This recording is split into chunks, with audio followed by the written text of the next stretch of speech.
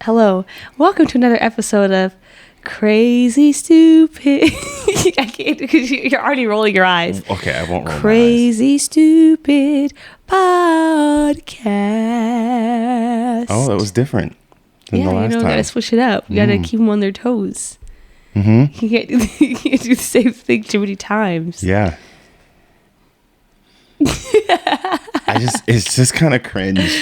It's the perfect amount of cringe. You know what I don't like? I have a feeling that at some point it's gonna grow on me, and I don't like that. That's what I don't like. It's already a tradition. I'm gonna. You sat down you and can't said, call it a tradition after the second time. This is like the third or fourth time. Number one. Secondly, It's only the second time that it's made it to the final product. I hate you. You sat down and said, "Take it away." Yeah, that's just me trying to be a good husband, but I never liked it. No, you know that it's a part of this now. Oh my god.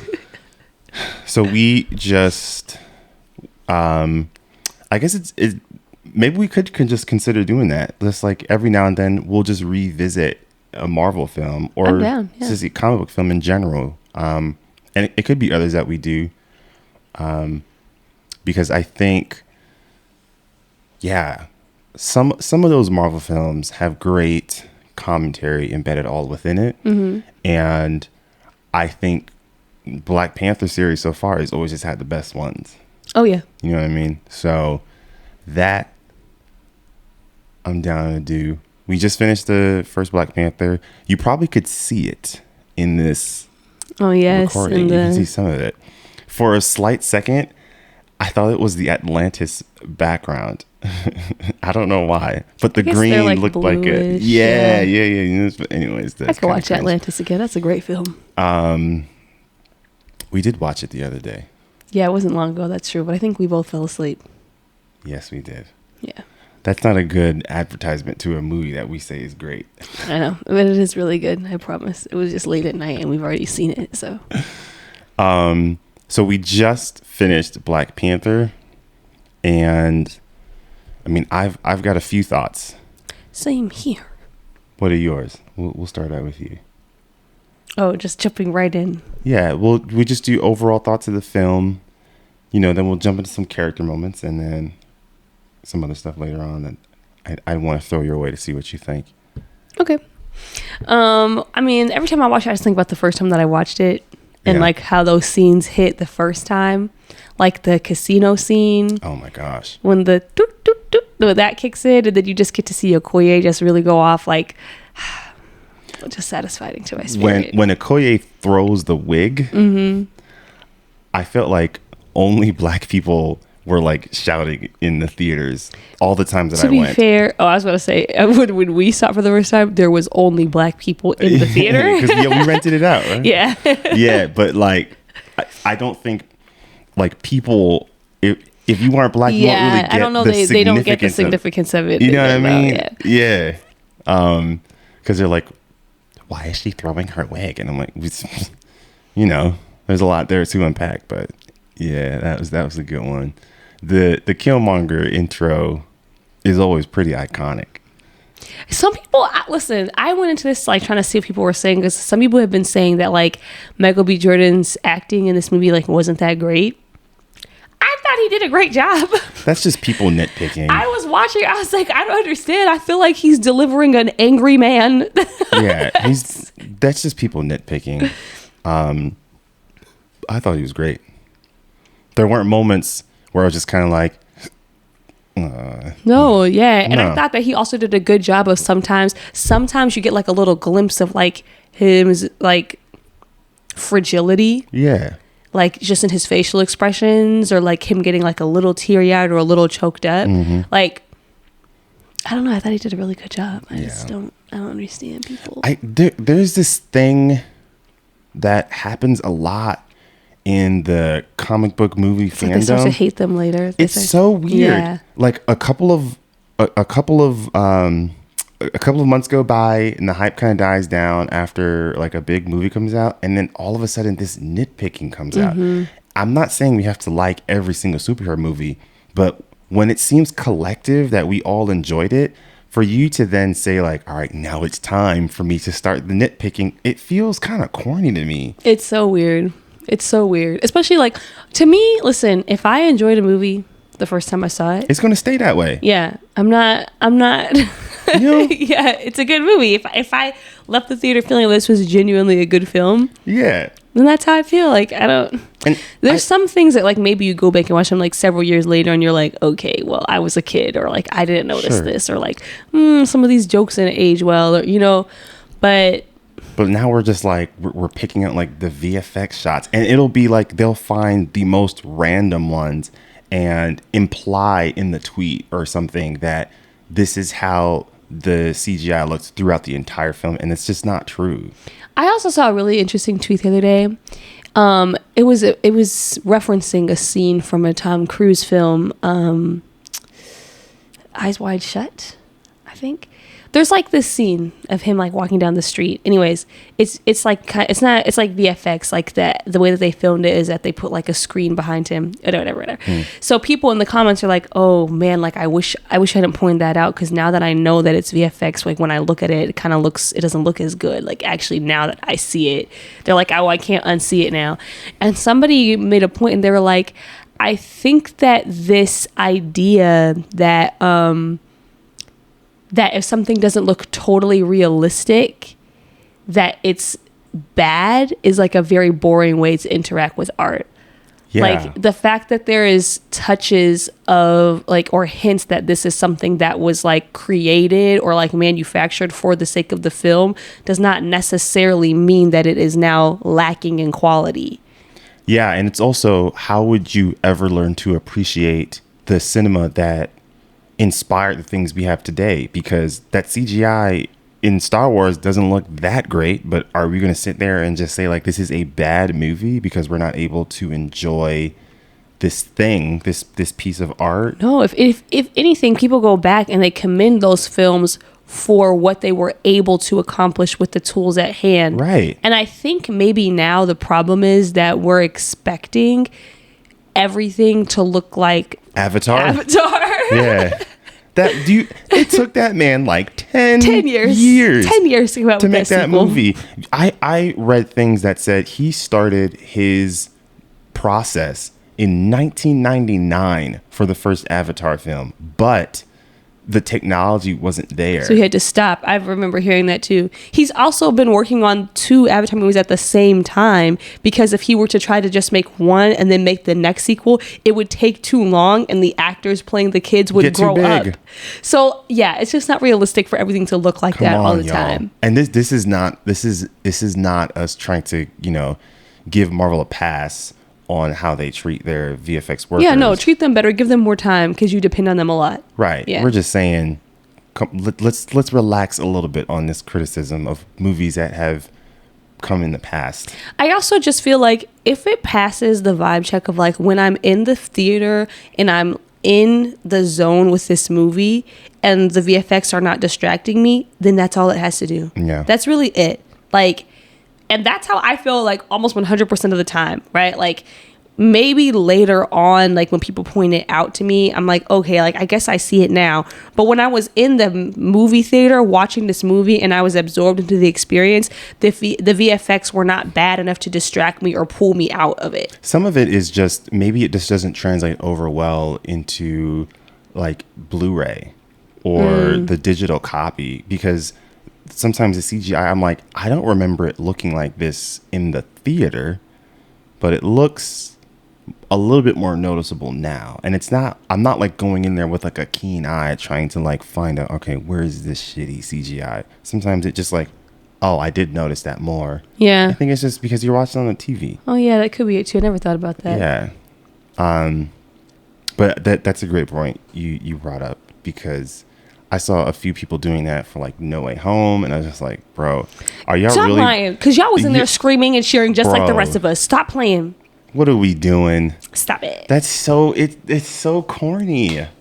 We were all having a grand old time. Nobody was thinking about those doggone VFX. Let's be for real. Like, let's just can we just try to enjoy a movie? And again, we're not saying Marvel can't treat their VFX workers better. They need to, but that's not what you guys are advocating for. You're just you're just being a film bro. Like, just relax.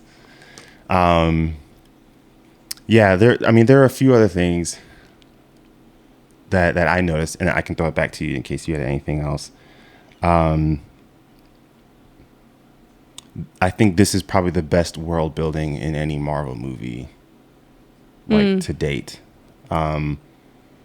You notice just little things about like how interesting their technology is. Like when Everett Ross wakes up and he like kind of sits up in the seat after Shuri's been working on him.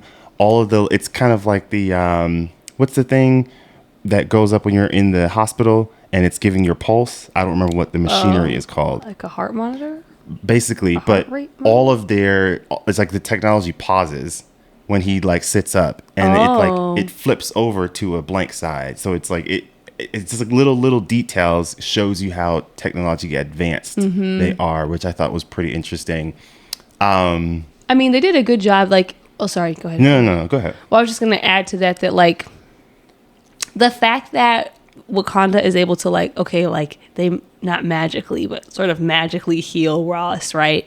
And that like it is believable as a viewer because they've set up such a standard for what they're capable of in Wakanda. Like it says a lot that Wakanda has things that are really outside of our, like in our world, like pretty much outside of any realm of possibility. Like it's almost magical what's going on there. But like I am able to believe that this is something that is happening grounded in science and scientific discoveries in their world because they have done such a good job world building and making me believe that, oh, this is possible for them. Like it doesn't break any of their rules. Right. And it like you said, there are rules in terms of the vibranium usage. It's pretty consistent throughout the film. That fight scene that Killmonger and T'Challa have, they established that pretty earlier on, just in a conversation that Ross has with Shuri.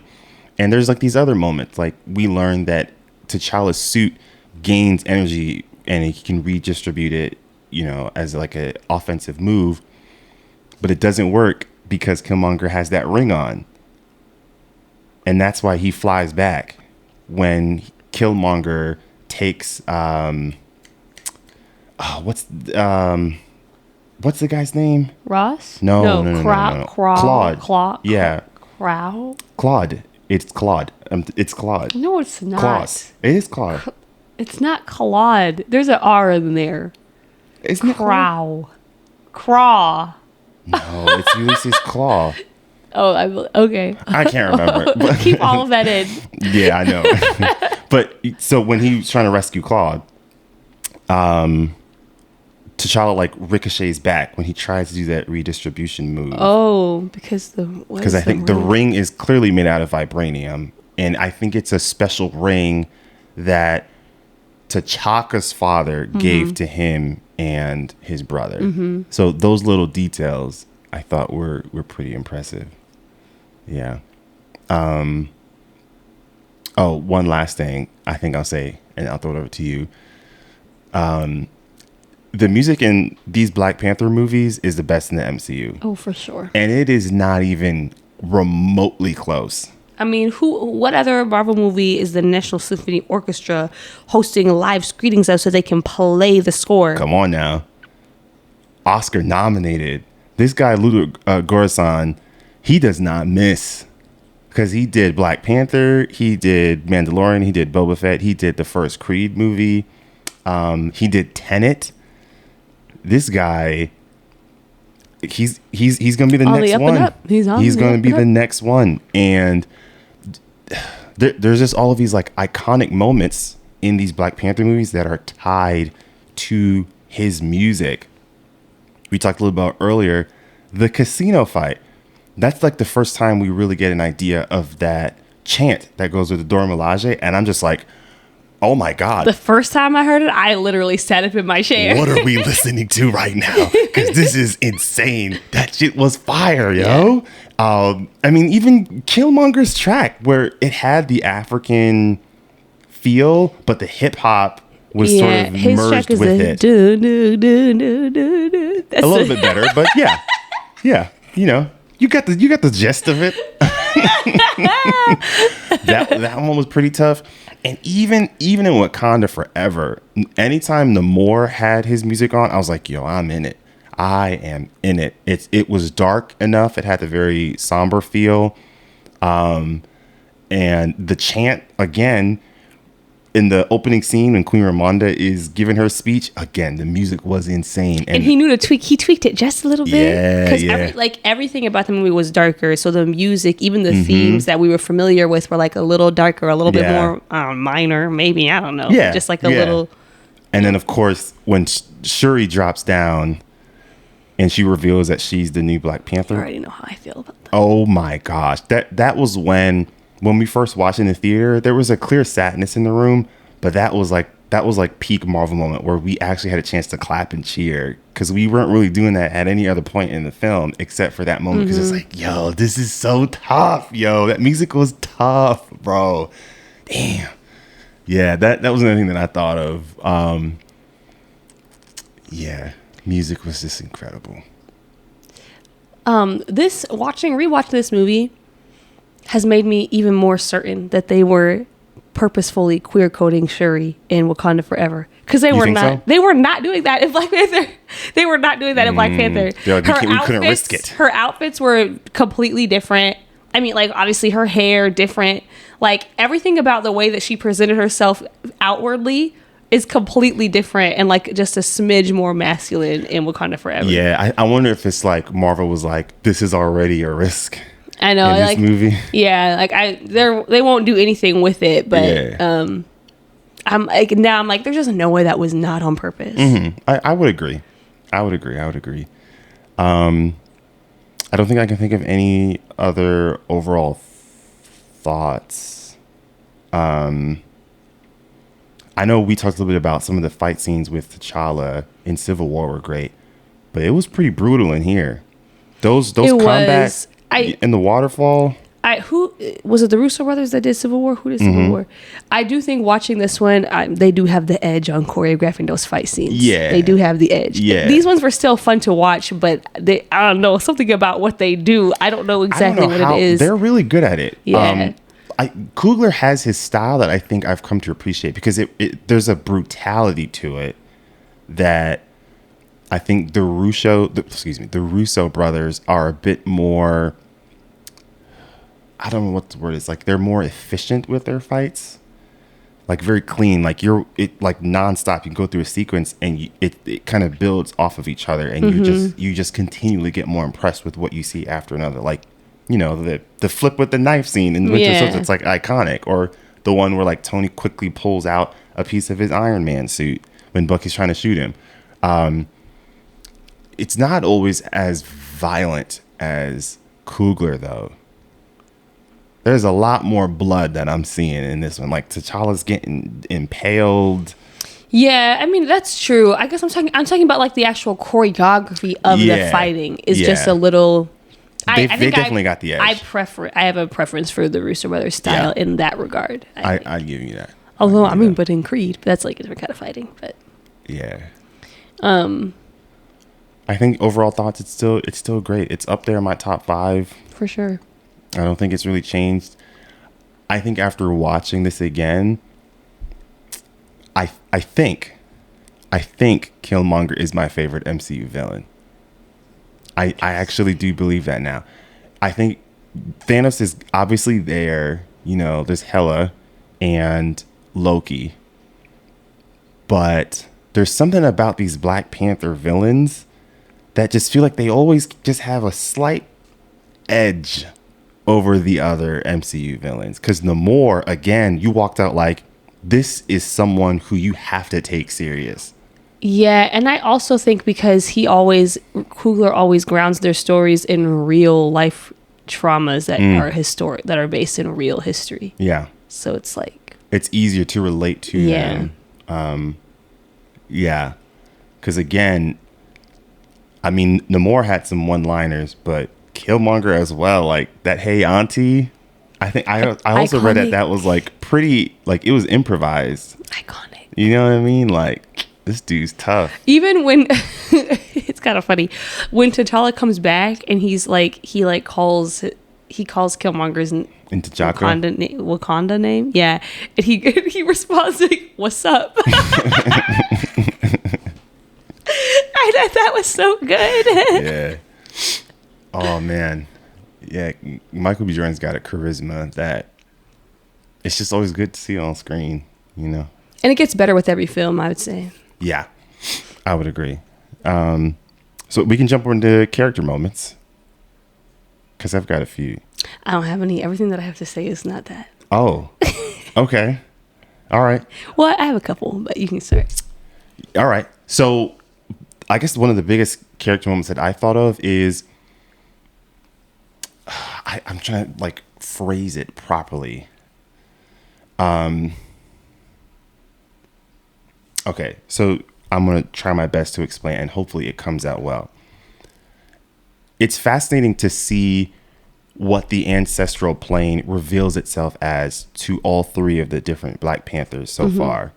And they are all tied to some unresolved trauma that each of the Black Panthers are connected to. So with T'Challa, not only does he see his father, which he feels like he's failed, but he sees the other Panthers in that tree, which clearly shows that he has not, he still feels like he's not prepared to be king because he's seeing all these people in front of him. And then one of the first things he says to his dad is, "I don't think I'm ready." Right? With Shuri, she sees, well, let me back up. I'm going to go to Killmonger. Killmonger, he's still in his house, right? He's not in whatever Wakandan plane, you know, he's not with the other Wakandans. I think they had another meeting too, but I'll let you finish. Yeah, and there's a lot there that you can say that, like, a lot of people interpret that as like they still don't welcome him in. And another way to interpret that is his home, it's a place he found his father, right? And it's the only place where his identity isn't questioned because his dad allowed him to feel safe in that space, right?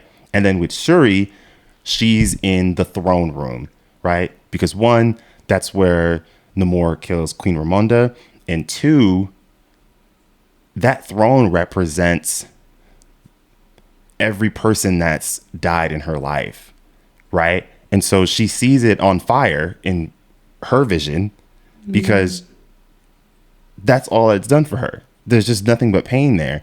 And, you know, another way of looking at it's on fire is she says it to Namor like she wants to burn the world down. And it connects to why she saw Killmonger because it is a clear, there's like clear imagery with him burning all of the heart-shaped herbs. All the heart-shaped herbs, yeah. Which is the reason why she can't save her, you know, she can't save her brother, and I mean, couldn't save her mom either. And so I thought that was interesting to see what the ancestral plane revealed to all three of them in the different ways, their different experiences, and what it tells us about where they are in their journey. I thought that was really good. But it sounded like you were going to say something else as well.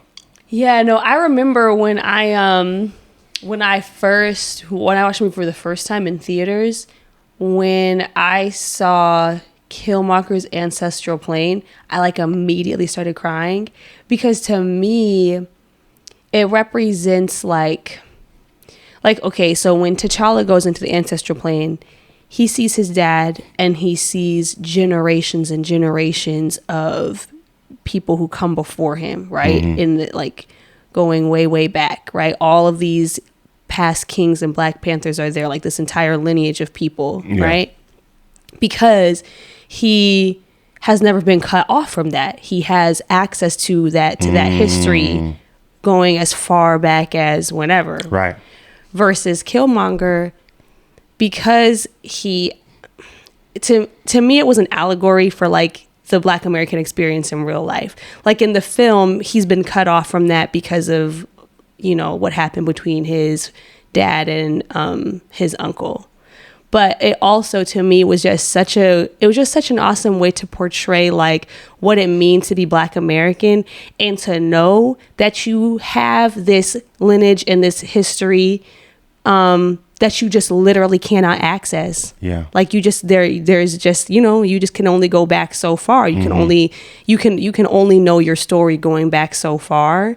And like there's nothing wrong with the home that he has, and there's nothing wrong with the home and the culture that Black Americans have, but the juxtaposition between the two was just very emotional for me, just sort of seeing, and I know Ryan Coogler did it on purpose. I just know he did. But just seeing the juxtaposition between those two realities of like what it means to be a descendant of a slave and to be like separated from your history at a certain point, and what it means to not be, and to have access to all of that going back generations and generations, and the trauma and the frustration and the anger that comes out of that reality. I just thought was very good. That's such a good point. And it just adds more layer to how relatable he is for us as a viewer. I think that's why, like across the board, people continue to rank him so high, because he just continually feels the more fleshed out one. Yeah. I still think he's flat out wrong, but yeah. Yeah, no, for sure. But it's just, I remember walking out of that theater, like, I don't know how to explain, like feeling seen. I don't know if that makes sense. No, I understand. I will say the first time I watched that movie, I was like, Killmonger was right. When I took some time to reflect and I watched it again, I was like, less right. Understandable. Yeah. But not right. That was actually one of the character moments that I thought of was, with W'Kabi.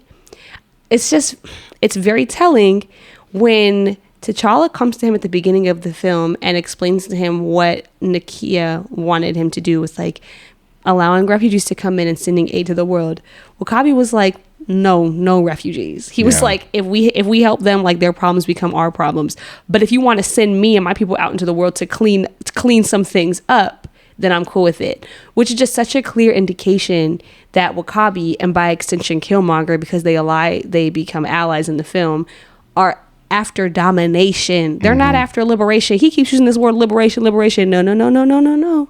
What you are trying to do is dominate. You're trying to conquer. Yes, that's exactly what W'Kabi said. He's like, the world's becoming smaller. It's between the conquered and the conquerors. Like, you are not trying to liberate anybody. That's not what this is. Yeah. You want to rule over. That's what this is. Because part of liberation also has to be helping people and aiding people. And W'Kabi, you weren't about that. You didn't like that idea. And we talked about this with The Last of Us. Coalition building. You can't coalition build if you're trying to conquer that person. That's not how you build a relationship with other people who have also been marginalized by the same power structure that you're trying to defeat. It doesn't work that way. Yeah. And I think that's where you sort of see a lot of the differences across age, sometimes across class, sometimes across gender and sexuality, is you can sometimes see like, all right, who's really about like liberation for all, and who just wants to feel like they're on top, who just wants to gain capital, to gain power, versus I'm trying to liberate everyone. You know what I mean? Like you can't look at someone like Fred Hampton and say that he was about power and conquering. He's building coalitions with all these different social identities and all these different, racial demographics. That's what it really looks like, to the point where like he's deemed as like one of the biggest threats in the country. And he's not out here trying to like assassinate presidents. No, he was literally feeding kids before they went to school. You know what I mean? Giving them French toast and eggs. Yeah. Oh, that's what they really saw. And this is where another thing that I'll say about why coalition building is so important. It's more long lasting. It's more durable than trying to conquer. Because even this idea of free breakfast in public schools, a lot of historians will say that they were inspired by what the Black Panthers were doing throughout that time. 100% they were. You know what I mean? 100% they were. That's a long lasting impact that they were able to do. And like, that's the difference with trying to overthrow. We've seen countries try to do that, and oftentimes it remains very unstable for several decades. That's the difference that I think Killmonger and W'Kabi missed. Mm-hmm. Yeah. I would agree. I will say, though, some points were made on the point of Killmonger because, honestly, it's really wild. It is really wild when you think about it, that Wakandans sat back and watched the transatlantic slave trade and were like, we'll just stay in here. I'm sorry. No, I'm sorry. They didn't even have the technology yet to really stand a chance against y'all. Yeah, like you could, honestly, there's a lot of things, like truly, I don't think this is hyperbole to say this. Nothing, like, everything would have been fine in the world. Not everything, but like so many things would have been fine and prevented if Wakanda had stepped in and been like, the transatlantic slave trade is not going to be a thing. Because truthfully, America would have never become a world power without the transatlantic slave trade. Mm-hmm. It wasn't going to happen. It wasn't going to happen. It wasn't going to happen. People can say what you want to say. Go listen to 1619. Go read the books. Go research everything about America's wealth. Everything came out of the transatlantic slave trade. Okay. Mm-hmm. So that wouldn't have happened. Worldwide colonization.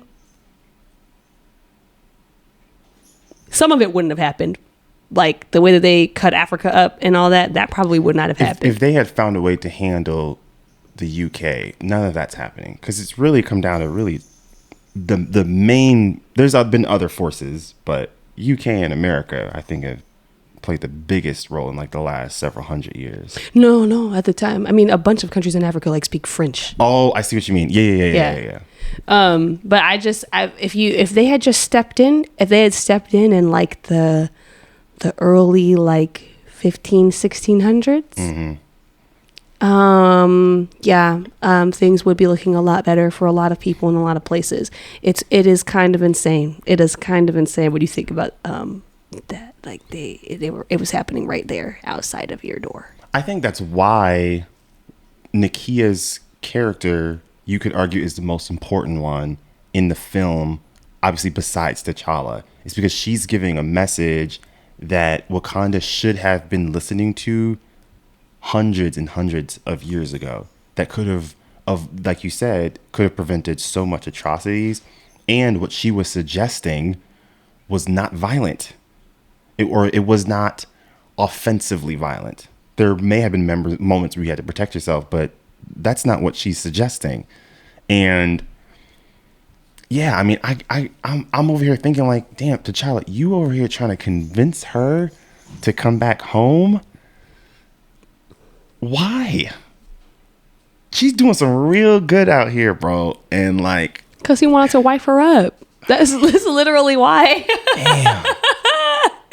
That's literally why. It's like you watched.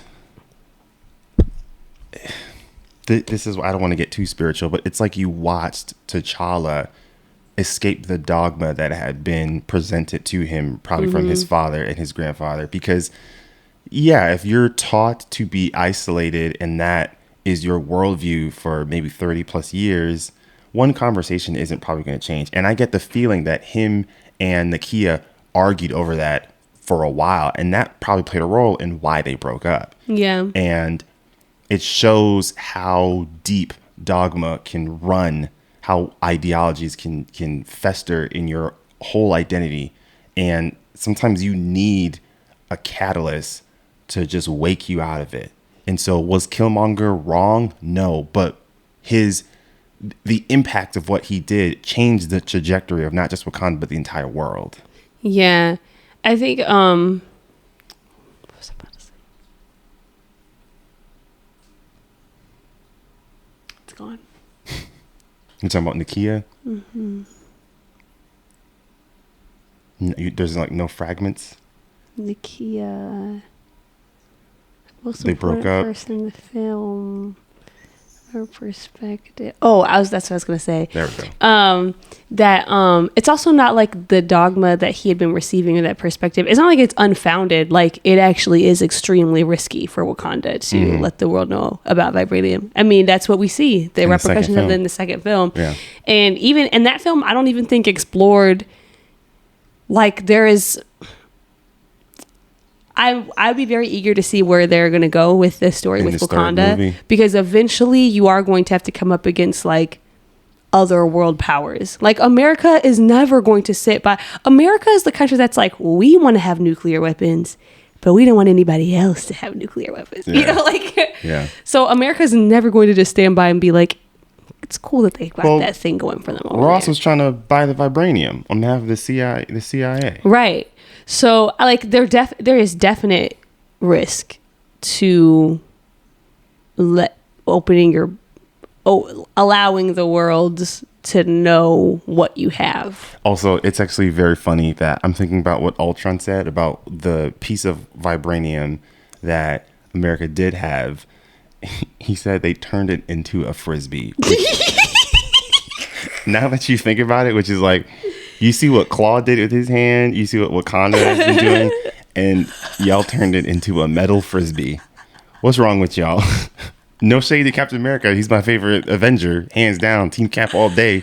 No, but like, that's funny. Yeah, it's not a wise use of resources at all. Howard Stark, you are the most brilliant man ever. Funny. What are you doing? That is so funny. Yeah. But yeah, I was trying to think about this in the film of like, what is the responsible way for them to respond? Because like, okay, even if you're taking Killmonger's side and you're like, we need to violently overthrow these power structures. Yeah. I'm just really trying to think like realistically, like, okay, in the movie they were like, okay, we're dropping these into New York, Hong Kong, and like London, I think. Like realistically, what was that? I'm really trying to think like, what would that have looked like had those ships made it to those locations? What would have actually happened afterwards? Do you start small, local government, and then expand out? And exactly what do you mean by start small? Like, because here's the thing, like, okay, what are we doing like terrorist? I think that's what action type things. I think it'll be like Bane in The Dark Knight Rises. You take over that city. You gain control, you gain influence and buy-in from ordinary folk, and it forces that government to listen. And I think his plan was to just build momentum off of that, so that it'll bleed from New York to maybe to New Jersey, to maybe to Connecticut, maybe down to Maryland, and then it'll keep expanding out. I think that's what he's considering, because it sounds like he's really good at this, the way that Ross talked about him. He's good at destabilizing. But I think that's my point, is that all that does is destabilize. That's not going to improve the lives of anybody. Like it's not like what he was doing, what he's good at. The intent was never to liberate people. That was never the intent. The intent was to destabilize foreign opposition, which you're not trying to make the lives of the people impacted by those governments, whether those governments are corrupt or not. The goal is not to improve the lives of the people living under that. The goal is to take out an enemy, and that's it. Yeah. So I guess that was my thought, is like, okay, like I'm just trying to think, like, practically speaking, who does it help? I just don't really know. Like, I'm all for overthrowing, I'm all for getting rid of, like, what's the next step? Yeah. But I just feel like we needed a little bit more of a plan here, because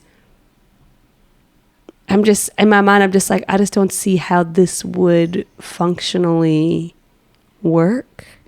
Because let's say you take out New York, but there's still a whole world economy at work here. There's a world economy. Also, like, I mean, okay, yes, they have vibranium. They do have vibranium. But it's not like the U.S. military is just going to be like, well, I guess there's nothing we can do. I think what I got from that is their weapons are exponentially more effective. I mean, he said just a single spear could take out a tank. You know what I mean? So I think it does come down to, you clearly do not have this weapon of mass destruction that we do. You have to listen, or we'll have to use violence. I think that'll be more so. And you have to listen to Killmonger would be the person that... Yeah. I just don't think that would have turned out good for anybody, frankly. I think it's a lot more complicated. But I think it's I also I don't think that he cares about people. I think he cares about black people. I don't think so. You don't? No, I don't think so. I think maybe he thinks that he does, but he also, this was vengeance. He was getting revenge. He was angry. I don't know that this was necessarily fueled by like his care for people. I think when he talks about abandonment, I think a lot of that, when he's talking about like them abandoning the world, to me, a lot of that was him talking about how they abandoned him. Because, I mean, when you think about it, I mean, he killed old girl. He did not have to kill his girlfriend. He killed her. He just shot her. That's another thing that people talked about a lot of this movie was like his violence against women was like a big problem for his character. Yes. Yeah. He killed old girl. He choked that woman unnecessarily. You didn't have to. She was gonna burn she would have done what you said. You didn't have to do that. You killed the Dora Milaje. I don't think that he was going to kill Shuri. Right. I think that this was mostly a personal vendetta for him, and that he had something to prove, and that he felt that he was owed this mantle and this power. That's what I think was going on. Because also the fact that he burned all the heart-shaped herb, that has nothing to, that is all about you don't want anybody to come after you. You don't want which is insane, because if you are a person who is going into this thinking about building something up, then you want legacy. You want succession. You want this to continue. So I don't know. I don't think I'm convinced that it was really as much about justice as he said. I think the point of Black Panther is to listen to Black women. Always. I think it was Trevor Noah who said that when they were talking about voting patterns, and he was like, who I trust the most? Black women. And I'm like, bro, if y'all had just listened to Nakia from like 30 minutes into that movie, there's a lot of stuff that probably would have went down a lot different. How do we feel about this first and second film? Which one do you think, out of the first Black Panther and Wakanda Forever, which one do you think is the better film? I think the second one is better. You said that very fast. Yes. Why do you think so? I think the emotional impact of it is just stronger. I think that Tell me more. I'm sorry, I'm getting kind of tired. I think that the events of this film, the emotional impact of them lands. Right, like kind of what I was saying, like as I was watching the movie, like I didn't even think about this the first time I watched the film, but I'm like, this battle that's happening is actually like very sad, right? Like it's like a kind of a sad thing that like these people are like, who are supposed to be one, who are supposed to be a part of the same, Wakandan identity, are like at war with each other and like violently taking each other out.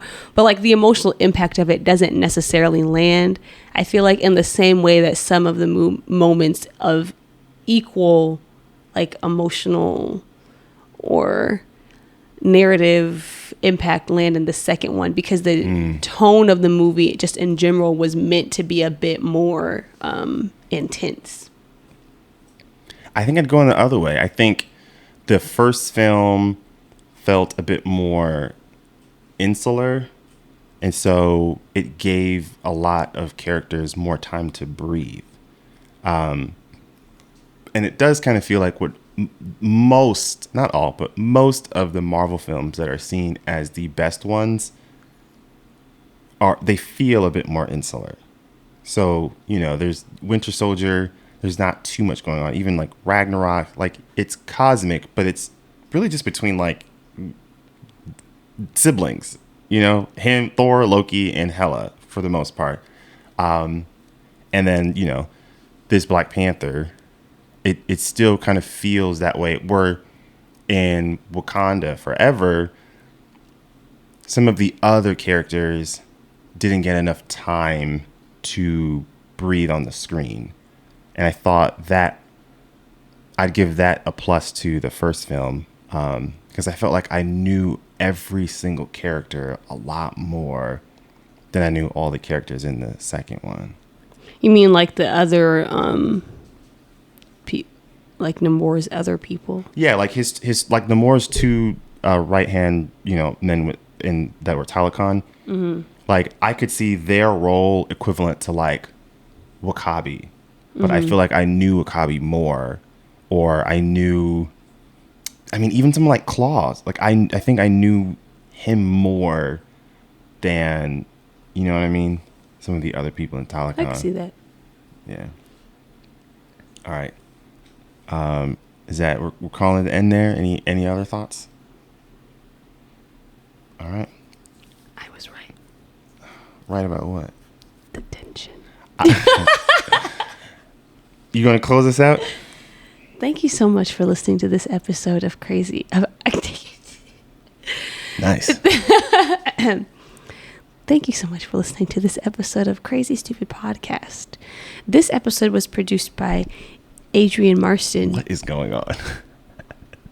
And recorded in the greater Washington, D.C. area. What? We just don't have that many credits to list, so I don't have as much to say. Usually people have like a lot of credits. What credits? You know, like usually people are like, this episode was produced by this person, this person, this person. Exactly. So I don't have as much to say, so I'm having to like add stuff to the credits to like make it more legit. I feel like for us, it's not a credit, more like a title, like a statement. I don't even know. This episode was sponsored by no one. But if you want to sponsor some of our episodes, then contact us. What? You sound like you're getting tired. And that's all for this week's of Crazy.